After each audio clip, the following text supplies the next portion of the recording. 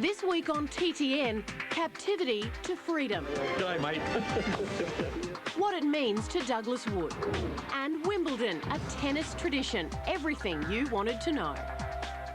Hi, I'm Emma Dallymore, and later the important political change which is about to affect us all. But first, let's cross to Emily in the 10 News Centre. And Emily, more dramas in the Schapelle Corby case. They sure do, Emma. The convicted drug trafficker has now sacked her new Indonesian legal team. The 27-year-old says she acted like a crazy Australian when she first sacked her lawyers over the weekend. Now she's dumped her new Jakarta-based team after just one day and rehired flamboyant attorney hotman Paris Hutapaya to front her High Court appeal. Hutapaya rejects comments from Australian Foreign Minister Alexander Downer that the case has turned into a soap opera. Australian cricketer Shane Warne's wife Simone and their 3 children are making their way home back from England. The Warnes announced they were splitting after 10 years of marriage following a scandal involving another woman. Shane has reportedly fled to Spain to escape the British press. Iran has elected a new president, Mahmoud Ahmadinejad, the country's first leader in 24 years who's not a priest. But the new president has raised concerns after saying Iran has no significant need for relations with the United States and would continue talks with the European Union on a controversial nuclear program, which the US fears is aimed at acquiring nuclear weapons. Emma. I'm sure we'll be hearing plenty more about that. Thanks, Emily. Well, you've probably heard some big news during the week. The release of Australian hostage Douglas Wood from Iraq and his return to Australia. He's been held captive for 47 days in the country's capital, Baghdad, before being rescued. Mr. Wood told Network 10 how he held on to hope. Free at last.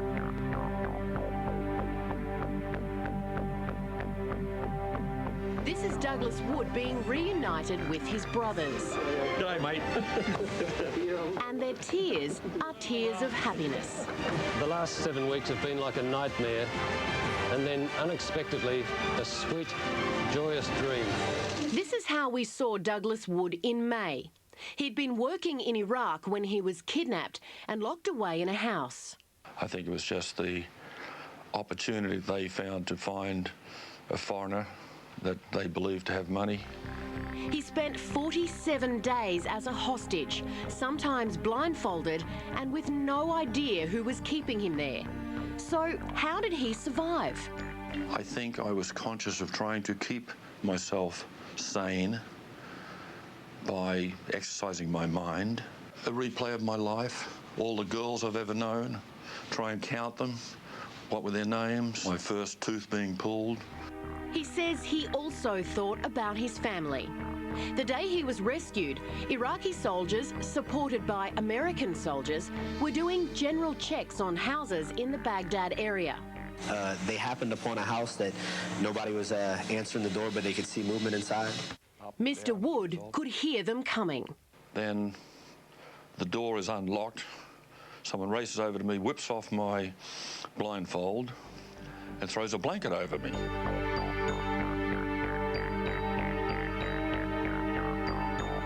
Mr. Wood shocked a lot of people when, after being rescued, he said he might go back to Iraq, but he's changed his mind. I'm willing to lose a lot of money by not going back to Iraq, partly because of my appreciation for what the Australian government and the taxpayers have put up. For now, spending time with family is the most important thing. I love you. I'm very lucky.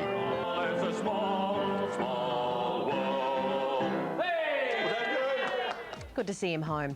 Well, Leighton Hewitt is through to the quarter-finals at Wimbledon after a tough win over American Taylor Dent. Hewitt won the first 2 sets, then Dent saved 2 match points in the third, taking it to a 4th set. Hewitt won 6-4, 6-4, 6-7, 6-3. He now meets Spaniard Feliciano Lopez. First and second seeds Roger Federer and Andy Roddick are also through. In the women's, defending champion Maria Sharapova has moved into the quarters, as has top seed Lindsay Davenport. Well, Wimbledon is the world's most famous tennis tournament, but how do you get to play there? Scott's been investigating. Wimbledon, first held in 1877. Such history, so many great moments. How about the Aussies? Leighton Hewitt won it. Game, set 'em up. Hewitt. So did Pat Cash in 1987. Swiss player Martina Hingis was only 16 when she won the title. And there it is.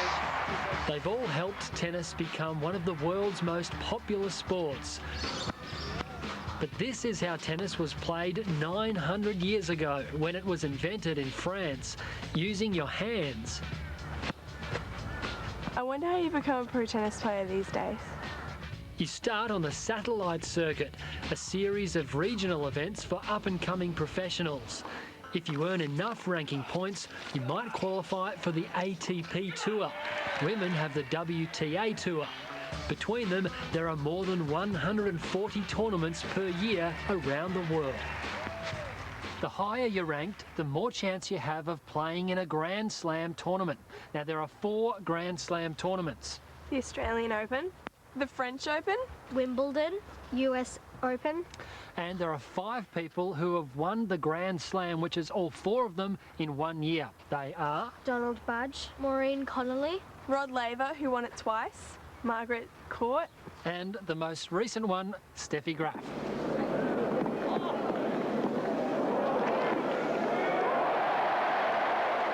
Girls can start playing professional tournaments from the age of 15.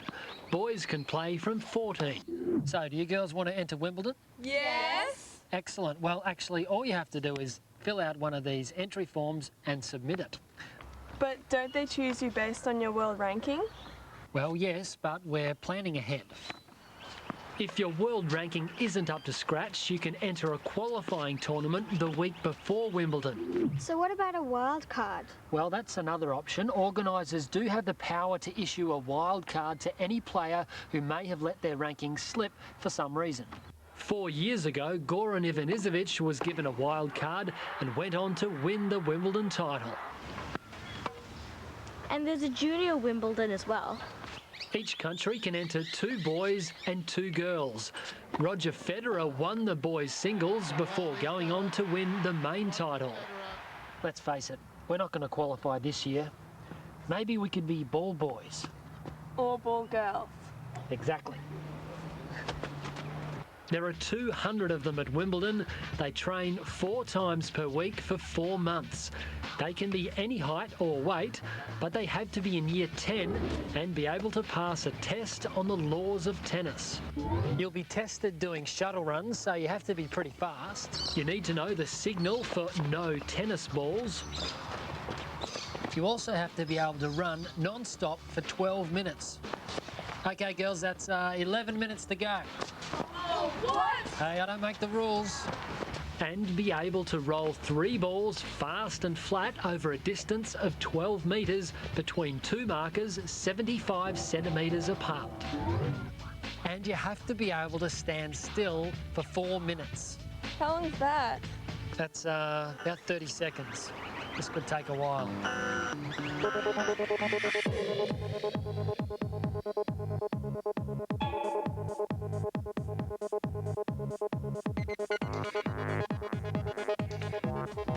Thanks for that story, Coach Scott. Well, get your pens ready. Our weekly teaser is next. Also ahead, some good news and some bad news on the whaling debate. So stick around.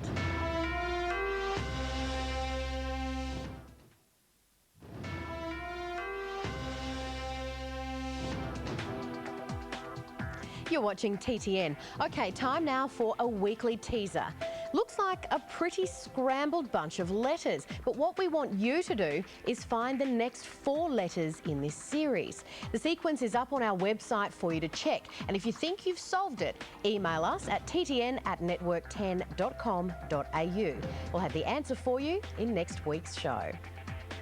Well, our federal parliament is about to look different. The 1st of July marks the beginning of a new Senate year, and this year some important changes are on the agenda. Brett LaFrance has the details. Australia's federal parliamentary system operates on 2 levels. We elect people to each, but they have very different roles. The House of Representatives sits in a green chamber. People like the Prime Minister and opposition leader come here to work. Politicians represent one area within a state. The political party with the most members here forms the government. Then there is the Red Chamber, the Senate. It's the workplace for senators, who represent a whole state. The Senate's job is to review the work of the House of Representatives and to pass or reject new laws put forward. On the 1st of July, something very unusual will happen. For the first time in 24 years, the federal government will control both houses of Parliament. New senators elected last year will take up their jobs on this day, and there will be more government senators than opposition senators. Well, imagine your mum is the House of Reps, while Dad is the Senate. And say you wanted something really badly. In the House of Reps, introducing a new law is called a bill. Mum, can we get a trampoline? I think that's a great idea, but you'll need to ask your father. Now, say Dad has some problems with your bill. You can bet he'd want to make a few changes or add some conditions. Dad, can we get a trampoline? Yeah, I think so, but on the condition that it's not too expensive, that you get all the pads that go with it, and that you always tell a grown-up when you go on it. Okay. After July 1, the Senate won't have the same powers to change the plans of the House of Reps. So asking that very same question could get you a very different response. Dad, can we get a trampoline? Yeah, well, whatever your mum said. Okay. Well, some people are concerned that the Senate will not be able to fulfil one of its primary functions as a watchdog on the government. And because the government has the numbers, they can push through any bills they want to become new laws. On the other hand, the government says having control simply means they can bring in the programs and policies that we elected them to carry out. Brett LaFrance reporting for TTN. Let's find out a bit more about what these changes to the Senate will mean. Canberra Bureau Chief Paul Biongiorno joins us now. Paul, why is it so rare for a government to have control of both houses of Parliament? Well, Emma, back in 1984, the Hawke Labor government changed the composition of the Senate, and each state now has 12 senators. And the theory, and up until the last election, the practice was that it was very hard for the major parties to get 6 senators each, and it gave the minor parties, the Democrats and the Greens, and the odd independent, One Nation, for example, in Queensland, the chance to win a Senate seat. Well, last time, the Greens and Labor Party did so poorly that the coalition parties, the Liberals and the Nationals, picked up more seats than anyone thought they could. When is the first test of the government's control of the Senate likely to be? Well, the Prime Minister said at the weekend that he's going to bring into the new Senate in August his changes to the workplace laws, the laws that govern the way in which Australians are hired, fired and paid. Now, the Labor Party and the unions think these laws are unfair. They're mounting a campaign right now against it, and they're trying to convince a Liberal or a National Party senator to cross the floor. So the big test will come probably in August. And Paul, does this mean the government will always have their legislation passed in the Senate? Well, no, it doesn't. The Senate, or government rather, has held the numbers in the Senate for 47 of the last 104 years. And in those 47 years, senators, whether they're of a Labor government or a coalition or a non-Labor government, have on occasion crossed the floor. For example, 9 Liberal senators crossed the floor when Malcolm Fraser was the Liberal Prime Minister.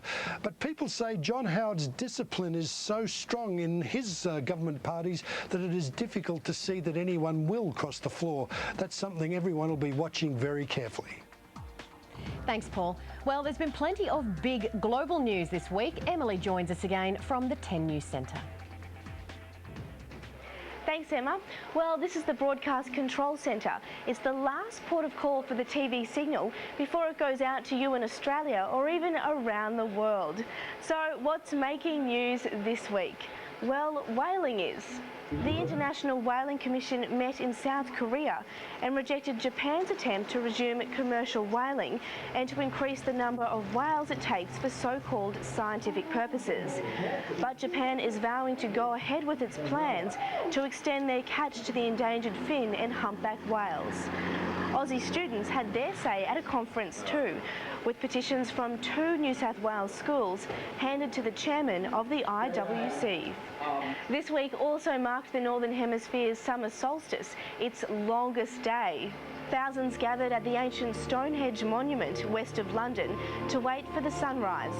The alignment of the stone circle means that you can actually follow the sun rising on the stones. Many believe Stonehenge was a centre of spiritualism thousands of years ago.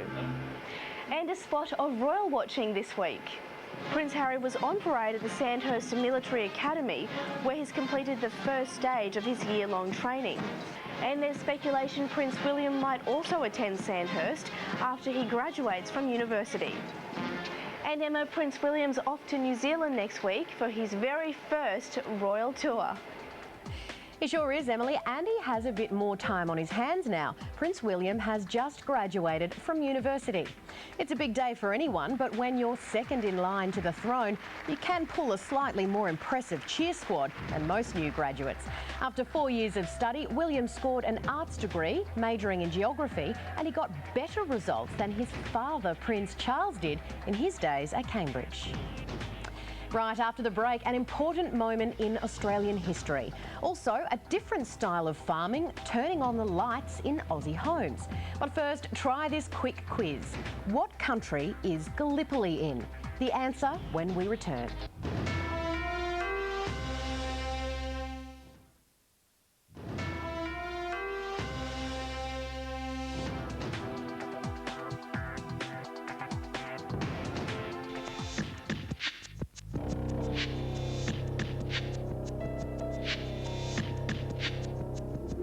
"125 years ago today, June 28, 1880, the arrest of this man made Australian history. Who was he? Ned Kelly, Australia's most famous bushranger. Ned had lots of brushes with the law for stealing, assault and bad behaviour. Then he and his brother Dan had an argument with some local police. They hid in the bush and were joined by 2 mates. Police chased them. There was a battle and 3 officers were killed. On the run, the Kelly gang became legends with ordinary people. They robbed banks and left behind letters to the government asking for justice for the poor. Ned Kelly's famous armour was made while the gang was hiding out, but those suits were used just once, on this day in 1880. In a final showdown with police, all the gang except Ned were killed. Ned was tried in court and sentenced to death. Some call him a criminal, others say he's an Australian hero. You decide. Well, a wonderful reunion in Aceh. A father finds the daughter he thought was killed in the tsunami 6 months ago. Muhammad Ali and 15-year-old Shri are back together thanks to the United Nations Children's Fund, UNICEF, which has been trying to reunite 2,000 children with their parents. Shri was swept away in the tsunami, which destroyed the family home. Well, the world's first solar wind-powered spacecraft flight this week lasted just a few minutes. A rocket launched Cosmos 1 from a Russian submarine. The vehicle was intended to unfurl in orbit. The sails held rigid in 8 15-metre-long structures like the blades of a windmill. Each blade would turn to reflect sunlight in different directions, manoeuvring the craft like a sailboat in the wind. But the joint Russian-US mission ended after booster rockets failed. And wind power is making news at home. Our largest wind farm has just opened in South Australia. It will generate enough power to supply 52,000 homes. Peter Sellen has that story. These structures tower more than 100 metres, visible from kilometres away. The wind farm dominates the southeastern tip of the state's York Peninsula, known for experiencing some of the highest average wind speeds on mainland Australia. Each turbine costs $3 million and has a life of at least 25 years. Wind power is not new, it's been used for thousands of years to pump water, to grind grain and to provide power for other activities. The first large wind turbines were developed in Denmark in the 1930s. In the 1970s, spiralling world petrol prices and growing concern for the environment saw renewed global interest in wind power as an alternative energy source. This incredible wind farm does more than its fair share for the environment. It saves about 300,000 tonnes of carbon dioxide gas being released into the atmosphere every year. Now that's the equivalent of taking 70,000 cars off the road. One recent study of 8,000 locations around the world, including Australia, estimates that globally, wind power could harness 72 terawatts a year. That's 72 trillion watts, or about 40 times our current annual consumption. Practically, we may never come close to achieving that, but it shows the huge potential for this alternative energy, a view shared by the South Australian government. This is a fantastic win for the environment, and on a whole range of things, whether it's wind or solar or hot rocks, South Australia is leading the nation in tackling global warming. And the project generates a windfall for landowners. They'll receive $5,000 a year for each turbine.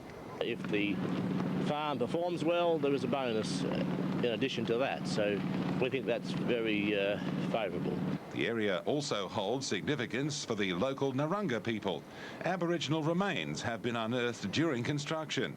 Some of the elders would like the bones to go back to where they came from because they don't believe in disturbing the burial grounds of any of our ancestors.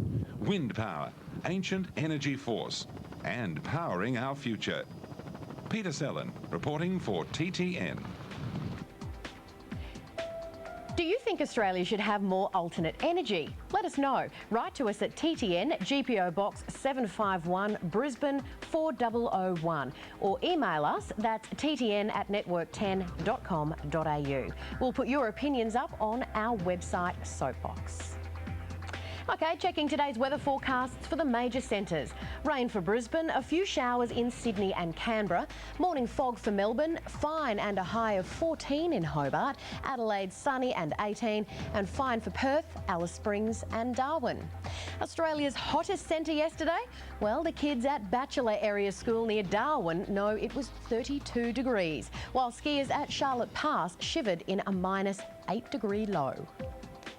Now, if you want the transcripts, activities or anything else from today's show, it's on our website, www.ttn.tv. And for more classroom resources and activities, check out your local News Limited newspaper. You'll find those on Tuesdays in the Daily Telegraph in New South Wales. In Victoria, look for them in the Herald Sun newspaper. They're available in the Courier Mail throughout Queensland. The information is in the Advertiser in South Australia. If you live in the top end, look in the Northern Territory News. While Tasmanians will find the resources in the Mercury newspaper. And in Western Australia, the activities are in the Sunday Times. Well, that's TTN for this week. Stay tuned for the 11:30 news and we'll see you again next Tuesday at 11. Have a great week.